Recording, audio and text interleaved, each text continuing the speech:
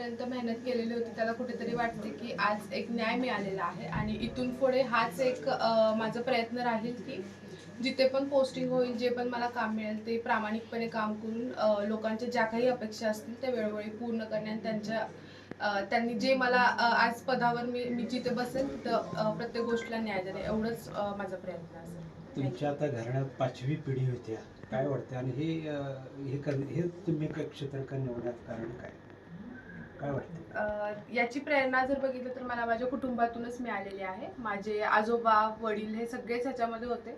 तर त्यांच्याकडून मला एक नेमकं प्रशासन काय असतं आणि त्याच्यातून आपण जर सिलेक्शन झाल्यानंतर समाजामध्ये किती इम्पॅक्ट पाडू शकतो आणि आपल्याला किती संधी मिळते हे जवळून अनुभवण्याची संधी मिळाली. आणि तिथूनच माझं जे शाळेपासूनच ठरलेलं होतं की आपल्याला कॉम्पिटिटिव्ह एक्झामचीच तयारी करायची आहे आणि ऑफिसरच बनायचं आहे.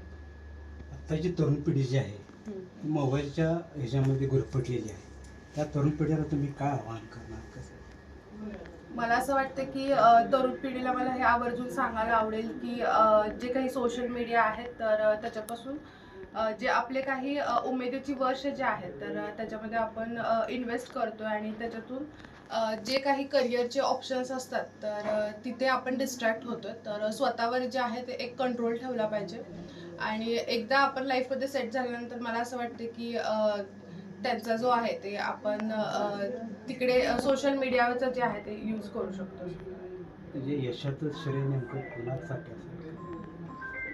यशाचं श्रेय जे आहे ते मला असं वाटतं की माझी टीम, माझी फॅमिली, माझे मार्गदर्शक एम के रणदिवे सर जे डेप्युटी कमिशनर आहेत, संकल्प देशमुख सर, तसेच माझा मित्र परिवार आणि प्रत्येक गोष्टी म्हणजे माझ्या पुस्तकापासून ते माझं प्रत्येक गोष्टीला मला असं वाटतं की हे यश जे आहे ते एकटीच नाही, या सगळ्यांच्या सपोर्ट शिवाय हे पॉसिबल झालं नसतं.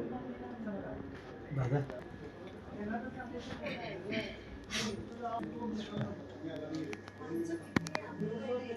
आज MPSC परीक्षेतून